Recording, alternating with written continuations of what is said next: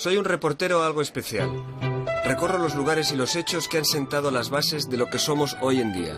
Me gusta ver, preguntar, investigar y contar lo sucedido. Porque soy un reportero de la historia.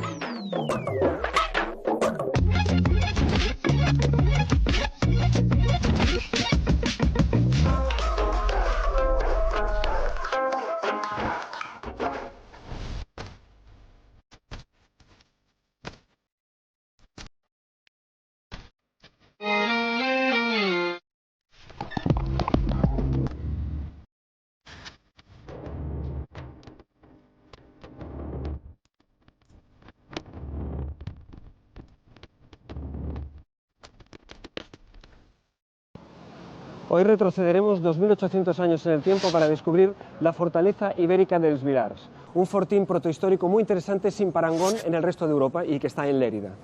Después nos vamos a embarcar con la Comisión Científica del Pacífico, una empresa científica española en el siglo XIX dedicada un poco a lo Darwin, a recolectar material de naturalista para los museos de ciencia españoles.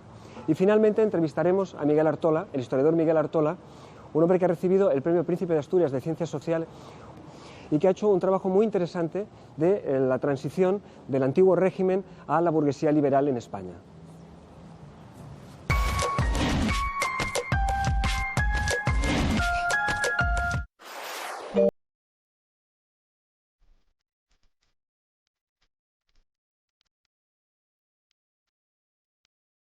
Nos encontramos a unos 4 kilómetros de la población de Arbeca, en la provincia de Lleida. El paisaje aquí es árido, pero nos ofrece un extraordinario regalo. Un conjunto histórico y arqueológico tan desconocido como excepcional. Es la impresionante y antiquísima fortaleza de Els Vilars. Fue construida en el siglo VIII a.C. durante la Primera Edad del Hierro por los ibergetes, el pueblo íbero prerromano más importante al norte del Ebro. Para descubrir qué secretos se esconden estos muros, nos hemos citado con Emilio Junyent, director de las excavaciones y catedrático de prehistoria de la Universidad de Lleida. ¿Y qué nos explica que sea tan poderosa esta fortaleza? Entendemos que es una residencia de un caudillo, es una residencia de un poder y domina un territorio. Y dependen de ella otras comunidades más pequeñas que están situadas alrededor. Pero no vio una necesidad real de crear esta fortaleza aquí. Lo que no hace falta es que la muralla tenga 6 metros de ancho ni 6 de alto, eso no, y que tenga unas defensas avanzadas exteriores como las que tiene, porque piensa que más del 80% de la superficie construida lo ocupan las defensas para proteger un espacio muy pequeño. Hay siempre un sentido de exhibición, de demostración, de ostentación y a la vez de conseguir un efecto disuasorio.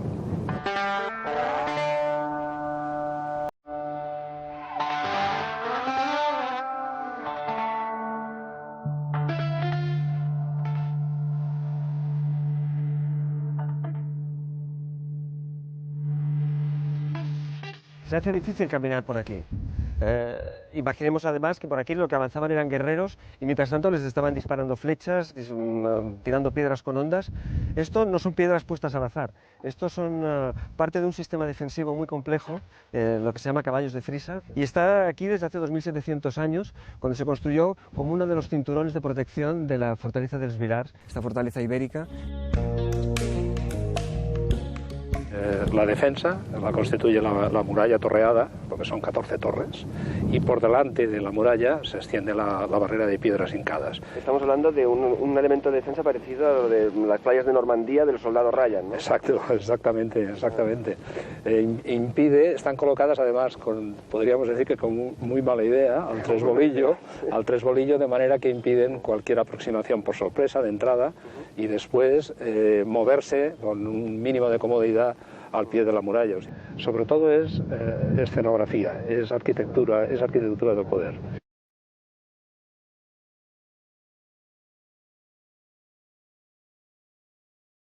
Durante siglos, la fortaleza de Els Vilars era tan solo una pequeña franja de tierra sin valor en la que se iban acumulando piedras y restos de cerámica que ocasionalmente aparecían entre las tierras de cultivo.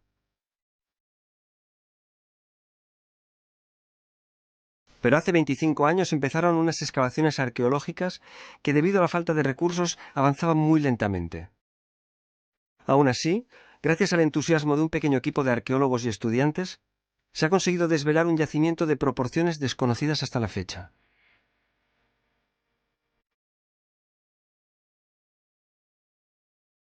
Para los arqueólogos debe ser un regalo, ¿no? Tener un lugar con una cronología tan amplia en el que se puede además ir documentando toda una serie de transformaciones, ¿no? Sí, sí, porque nosotros podemos ver aquí como una fortaleza que inicialmente, en términos arqueológicos, diríamos, corresponde a la primera edad del hierro, en la etapa fundacional, es, para entendernos, en una etapa preibérica. Y vive los cambios que significarán el nacimiento y desarrollo de la civilización ibérica a lo largo de su etapa antigua y del periodo que llamamos ibérico pleno. ¿Hay cambios muy radicales entre un periodo y otro? De alguna manera, la fortificación siempre mantendrá la estructura general porque, claro, el urbanismo que estará condicionado por la muralla y después el foso, pero sí vemos cómo cambian las casas. Inicialmente las casas de las etapas antiguas pues, claro, son casas de una habitación única, presididas por el hogar central. En cambio, en las épocas siguientes y en la época ibérica plena, cada actividad requiere su espacio y las casas pasan a tener 3, 4 habitaciones. En un lugar que es una fortaleza como este, ¿habéis encontrado armas? ¿Se ha encontrado algún tipo de evidencia de militar? No, ni mucho menos lo que correspondería a una fortificación de estas características, pero la explicación es clara. No fue jamás asaltada. Por eso el registro, los materiales que aparecen en el interior son escasos, no están a la altura de la importancia del monumento. Esta zona que hemos recorrido es el foso, construido en el siglo V como la defensa más externa. Nos dirigimos ahora hacia la puerta norte. Bueno, ahora estamos sobre la muralla y encima de lo que sería la puerta principal, la puerta norte, que habría sido uno de el acceso principal en su momento, ¿no? Sí, a lo largo de la etapa ibérica plena, desde el siglo finales del V y siglo IV, es la puerta principal. Es que la muralla llega a tener 6 metros de ancho, va creciendo. En el caso de la puerta norte, además, obligó a construir otra torre, que es la única torre vacía, que funciona hueca, que funciona como una especie de cuerpo de guardia, y añadir un bastión, para conseguir que la puerta, obligar a un tránsito largo, son 13 metros de un pasillo de poco más de 1 metro de ancho para acceder al interior. Y ahora cuando miramos hacia adentro, aquí está el poblado. El urbanismo del interior de la fortaleza está condicionado por las gruesas murallas. En una estructura perimetral, las casas se abren a una calle paralela a la muralla, que a la vez define un espacio central interior donde se encuentra un gran pozo. Rodeándolo, hallamos unas estancias que muy probablemente eran almacenes o espacios productivos. Los arqueólogos también han hallado indicios de que en el barrio norte se levantaba un edificio dedicado a actividades de tipo ritual. Creo que se han encontrado algunos enterramientos infantiles dentro del poblado, ¿no? Sí, aquí se practica, esto es general en el mundo ibérico. Criaturas que morían en relación con el parto, un poco después, se entierran. Es curioso, es muy curioso esto que formalmente el ritual que se sigue es el mismo que se sigue con los fetos de caballo. Los caballos son muy valorados en las sociedades antiguas y especialmente en el mundo ibérico. Seguro que son la clave de la riqueza de este grupo.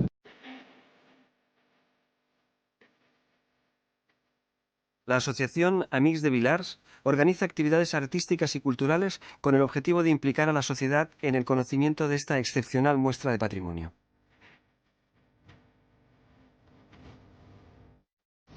El fortín ya es espectacular, pero se va a seguir trabajando, se sigue trabajando, ¿no? ¿En qué dirección? ¿Qué se va a hacer a partir de ahora aquí en el sitio? Desde el punto de vista de investigación, lo más atractivo lo tenemos aquí, el campo norte. La rampa de acceso que atraviesa el foso continúa y está por excavar.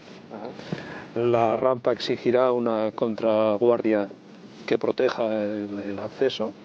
Al lado y lado hay otro foso, en este caso segmentado, no llega a dar toda la vuelta a la fortificación. Y a su vez todo el sistema está conectado con el curso de agua que circulaba de este a oeste, hacia el norte. ¿Y ¿Y cuáles son un poco los enigmas del yacimiento? Las cosas que más te preocupan, digamos, por averiguar, que se desconocen y que plantean más incógnitas. Entender la fortaleza en el territorio y las comunidades, los otros asentamientos que dependen de esta fortificación. Lo que explicaría la fortaleza, ¿no? Sí, claro. El entorno, lo que obliga a fortificar esto. Hay que entender un territorio dominado y unas comunidades que de alguna manera tributan. Lo que pasa es que ninguno de ellos ha sido excavado. Entonces la información que tenemos es estrictamente superficial, pero sí suficiente como para saber que eran contemporáneos. Al andar por estas calles, la imaginación vuela hacia los tiempos remotos en que los íberos y lerguetes llenaban de vida un espacio donde ahora solo reina el silencio. Eran tiempos de lucha por el control del territorio, de equilibrios de poder, pero también de importantes cambios culturales, propiciados por las influencias europeas, griegas e incluso fenicias. Nos puede ver el ruido de la historia de alguna manera, ¿no? La fortaleza permanece enigmática aquí en medio de esta planicie. Sabemos que la respuesta a muchos de los enigmas que plantea están allá afuera, están en las poblaciones que ocupaban el territorio y bueno, estamos esperando a que haya una respuesta, como en tantos otros lugares, tantos otros sitios arqueológicos.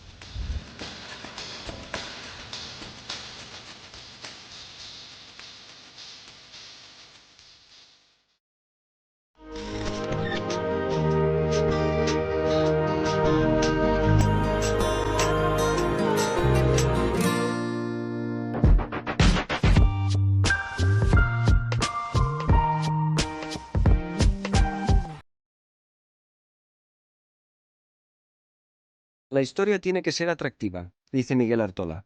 Lo dice con la humildad del sabio, en esta entrevista que nos concedió en su domicilio de Madrid. Y ciertamente él sabe cómo hacerla atractiva.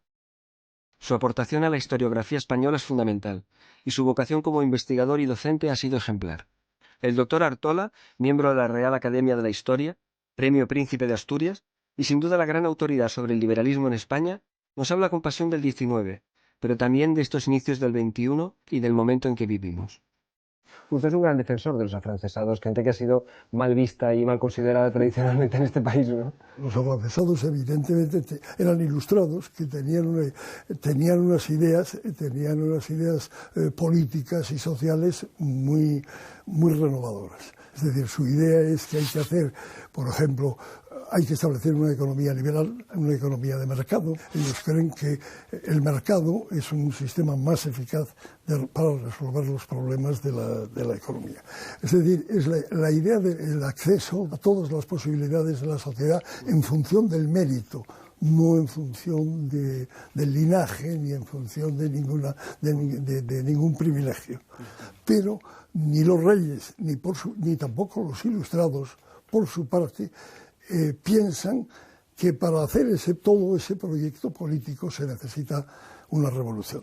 Los liberales lo que dicen, hay que configurar un sistema de poder que nos garantice la continuidad indefinida del poder de las gentes, de los que piensan en términos de progreso, en términos de desarrollo, es decir, en hacer ese programa ilustrado más un sistema político que lo garantice. Eso nos llevaría un poco a las Cortes de Cádiz, ¿no? Eso es Cádiz, claro. Entonces, los liberales asumen todo el programa ilustrado y lo completan aportando un sistema político que haga posible que no dependa de la sucesión, de que ha cambiado el rey y entonces pues todo se viene abajo. Se ha dicho que fue un gran momento en que España pudo cambiar las Cortes de Cádiz. ¿Qué pasó? ¿Por qué salió mal? No salió mal. Es que de Cádiz, yo no sé quién, no se ve mal. Evidentemente, Cádiz no convirtió a España en Inglaterra. El caso es que tras la Guerra de la Independencia llegamos a una situación de vuelta del absolutismo en España. Bueno, entonces no hemos salido del absolutismo, porque el absolutismo es un sistema político, no tiene una constitución, pero no hay constituciones hasta finales del 18, no hay constituciones en ninguna parte en el mundo. El absolutismo se gobernaba de una manera que evidentemente no gustaba nada a los liberales. Por ejemplo, el sistema político del absolutismo era un sistema político en el cual la justicia, la jurisdicción, los jueces tenían una enorme influencia. Y una de las cosas que los liberales que hicieron fue quitarles toda intervención política a los jueces. Los afrancesados pues son una gente que tuvieron un poco un destino trágico, ¿no? Hay que tener en cuenta que cuando yo escribo el libro de los afrancesados, no es que sea inmediato al final de la guerra, ni mucho menos, pero sí aún está vivo el tema de las responsabilidades, el tema de la persecución de los nazis, de la persecución de los colaboracionistas, de los juicios contra los que como era una cosa que iba goteando, pues incluso después de que yo publicase Los afrancesados, siguieron produciéndose procesos espectaculares como el de Eichmann, sí. O sea que era un tema que estaba muy el castigo de los colaboracionistas. ¿Se puede establecer un paralelismo entre sí, hay un paralelismo porque en el fondo el colaboracionismo es una decisión política generalmente inspirada en unos principios doctrinales, en unos principios ideológicos próximos a los del ocupante. Eso va acompañado de una idea de que las cosas están decididas, vamos, que la victoria del ocupante es definitiva y que por lo tanto pues lo que hay que construir el país de acuerdo con ese supuesto. Lo que pasa es que en este caso los principios morales serían muy diferentes. El afrancesado era una persona progresista, más liberal que lo que teníamos aquí en general, ¿no? Bueno, más liberal que los liberales, porque los liberales no se manifestaban, no tenían muchas oportunidades de manifestarse. Usted ha dicho que quizá el siglo XX no ha sido tan interesante como el siglo XIX en algunos aspectos, ¿no? Históricamente, el siglo XIX es el siglo de los grandes cambios y el siglo XX es el siglo del gran desarrollo, pero no se ha producido las cosas, los cambios políticos, las ideas, el liberalismo, el romanticismo, el nacionalismo, fenómenos de esa categoría. Lo que más se produjo fue el comunismo, y el comunismo acabó en el siglo XX, comenzó en el XX y se hundió en el XX. ¿Sus expectativas de cara al siglo XXI son mayores que con el siglo XX? Mis impresiones son malas. Ah, ¿son malas? Son malas. Ajá. ¿Por qué? Pues son malas por una cosa evidente, pues porque, bueno, son malas. No son malas para todos, nunca son malas para todos. No son malas para China, no son malas para la India, no son malas para el Brasil, no son malas para esos países emergentes, no son las perspectivas son malas, pero para Europa las perspectivas son malas. ¿Qué otras tendencias ve en el siglo XXI? Bueno, en el siglo XXI lo que se ve muy claro es la de los países emergentes, es decir, hemos estado manteniendo la ficción del G7, las 7 grandes potencias, bueno, a base de excluir a toda una serie de potencias con mucha más riqueza que pues era una ficción confortable, ¿no? La idea de que España, como fue cierto, hubo un momento en que era la 7ª potencia económica del mundo, era cosa de quitar a las gigantescas potencias que lo son simplemente por el número, porque ahí lo que cuenta no es la renta per cápita, ahí lo que cuenta es el Producto Nacional Bruto. ¿Y usted ahora en qué está trabajando concretamente? No se lo puedo decir.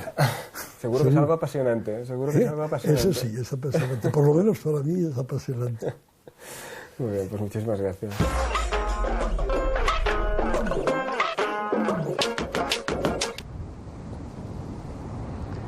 En la primavera de 1862 el gobierno español decide enviar 2 fragatas, la Triunfo y la Resolución, a aguas del Pacífico. El objetivo es dar la vuelta al mundo, a través de América del Sur y las Filipinas. Al igual que en el caso del Beagle y de Darwin, la expedición española llevará embarcados un grupo de científicos. Son 8 personas, 6 naturalistas y 2 auxiliares que se encargarán de labores de fotografía y de dibujo. A este grupo, a esta expedición, es a la que le conocemos como la Comisión Científica del Pacífico. Los naturalistas integrantes de la expedición eran Patricio María Paz y Membiela, Manuel Almagro, Fernando Amor, Francisco de Paula Martínez y Sáez, Marcos Jiménez de la Espada, Juan Isern y Batlló, Rafael Castro y Ordóñez, dibujante y fotógrafo al que debemos la mayoría de las fotografías e ilustraciones, y Bartolomé Puig y Galup. Leoncio López Ocón nos cuenta este viaje titánico. Esta expedición tiene un doble componente, político y científico, y por esta razón los naturalistas viajan en 2 fragatas de la Marina de Guerra española. Es un momento histórico en el que las élites de la España de Isabel II envían esas fragatas para hacer una demostración de que España se había modernizado y de que convendría fortalecer los vínculos de todo tipo con América. Y uno de esos vínculos tiene que ser el científico. Esta fue la aventura científica más importante emprendida por España a tierras americanas hasta aquel momento. El objetivo: formar colecciones científicas que enriqueciesen los fondos de los museos españoles, así como contribuir al desarrollo de un programa de aclimatación de animales y vegetales exóticos, que fuesen útiles a la economía española. El viaje que ellos efectúan lo podemos dividir en 3 etapas. En la primera es cuando recorren el litoral atlántico americano desde puertos brasileños hasta el paso al Pacífico americano.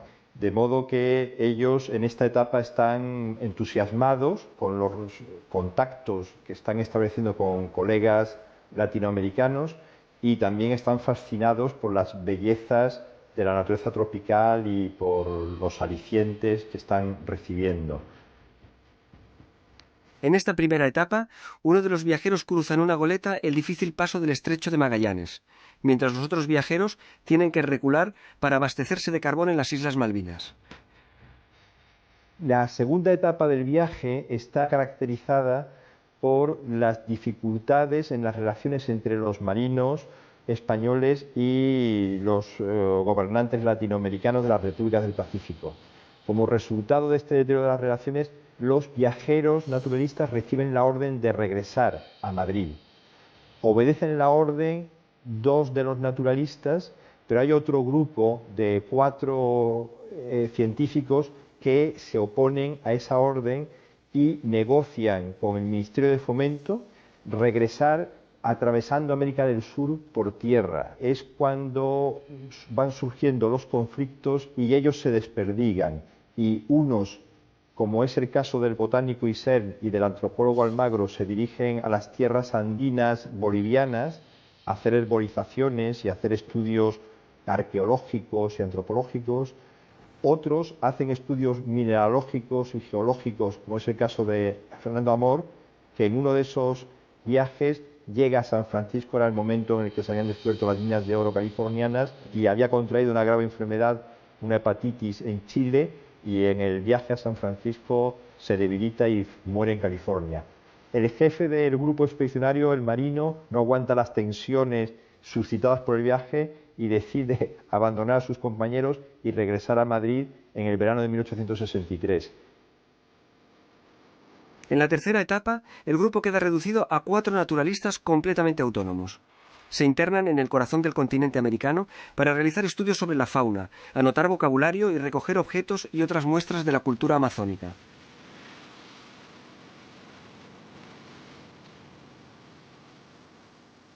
La tercera etapa del viaje fue la más importante científicamente, y de esto tenemos pruebas en los materiales que nos legaron estos expedicionarios.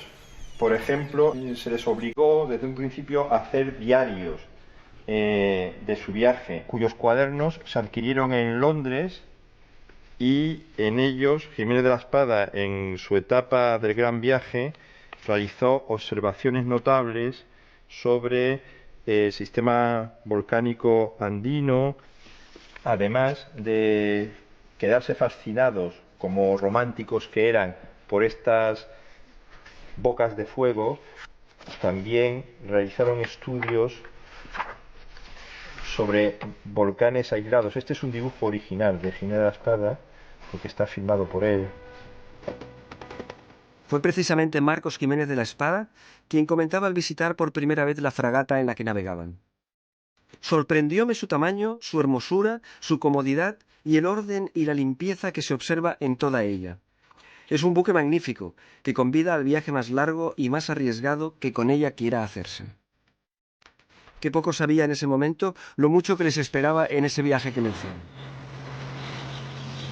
Este era ya el momento realizado en condiciones de extremas dificultades, hasta tal punto que cuando llegan a un puerto fluvial brasileño llamado Tabatinga, se encuentran con un grupo de expedicionarios norteamericanos y el contraste entre los dos grupos humanos era notable. Los norteamericanos estaban muy bien equipados, disponían de un gran apoyo de la Universidad de Harvard y del emperador Pedro II de Brasil, y los españoles iban en unas condiciones lamentables que, como decía uno de ellos, más parecían mendigos que viajeros naturalistas de un país europeo. Hasta tal punto que tuvieron que vender varios objetos y algunas pepitas de oro que habían recogido en el Amazonas para poder financiarse el pasaje en un barco fluvial brasileño que les llevase al Atlántico. Uno de ellos, el botánico Eisen, contrajo una muy grave enfermedad que le llevaría a la muerte nada más regresar a Madrid en enero de 1866. Para navegar por los afluentes del Amazonas construyeron canoas en las que convivieron con indígenas amazónicos, y una de estas canoas se encuentra actualmente en el Museo de América de Madrid.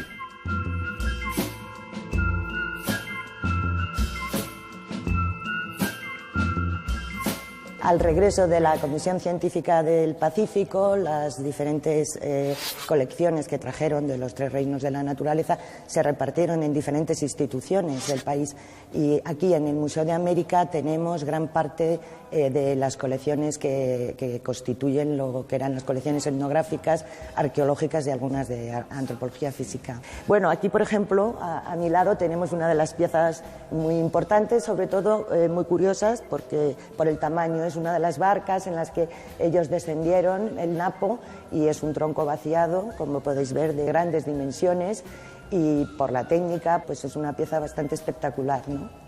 Y a ellos la debemos.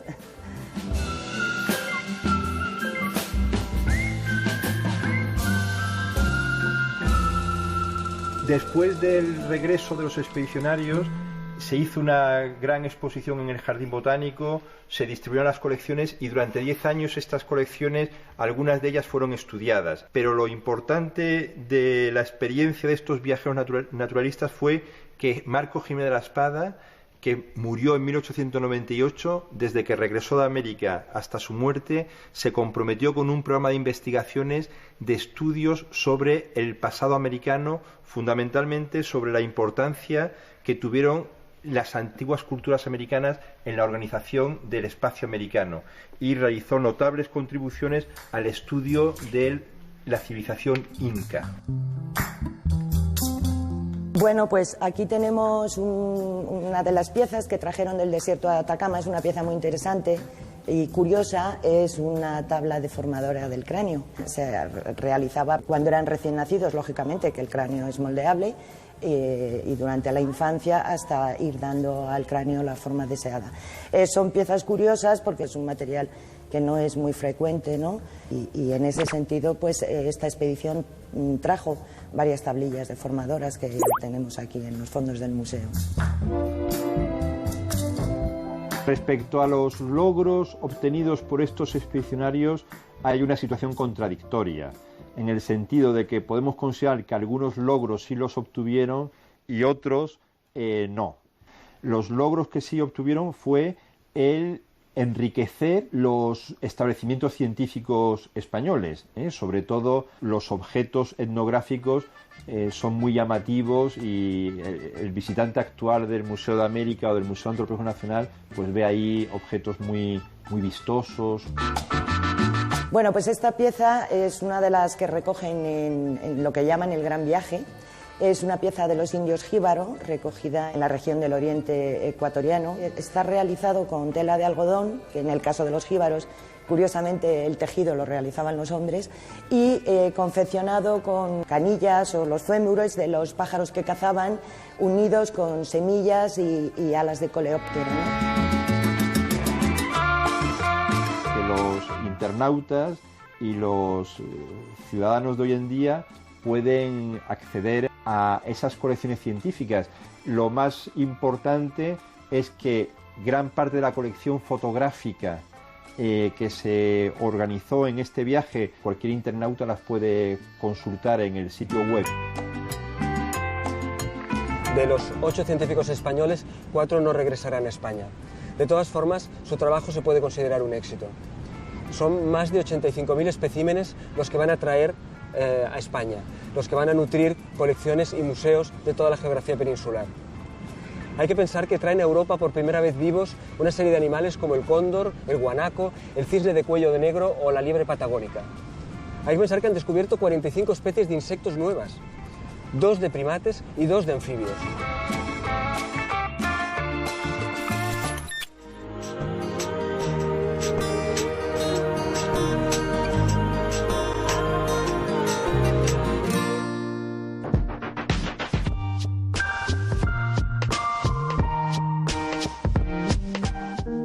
El 12 de octubre de 1504, en el Palacio Real de Medina del Campo, la reina Isabel agonizaba. Le quedaba algo más de un mes de vida cuando decidió dictar su testamento. El cuadro pretende mostrar el dolor de la reina Isabel en los últimos días de su vida. Lo hace mediante un recurso que el romanticismo introduce en la pintura historicista. La escena presenta el dolor de la reina por medio del dolor de sus allegados. Para conseguir este efecto, Eduardo Rosales utiliza al grupo de personajes más próximos a la reina, aun a pesar de que poco tenga que ver la escena con la realidad.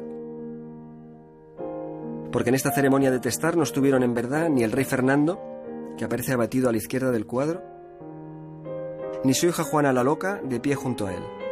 Ni siquiera había accedido todavía al capelo cardenalicio el después todopoderoso cardenal Cisneros. Podemos identificar además junto a la reina al notario Gaspar de Gricio, al contador López de Cárraga y al fondo a los marqueses de Moya, fieles y muy directos servidores de Isabel I. De manera que no es el documento lo que importa, sino su sentido. Rosales, 360 años después, quiso trascender el dato histórico para darnos una interpretación de ese momento en el que grandes protagonistas de la historia se ven reunidos en un acto íntimo y doloroso.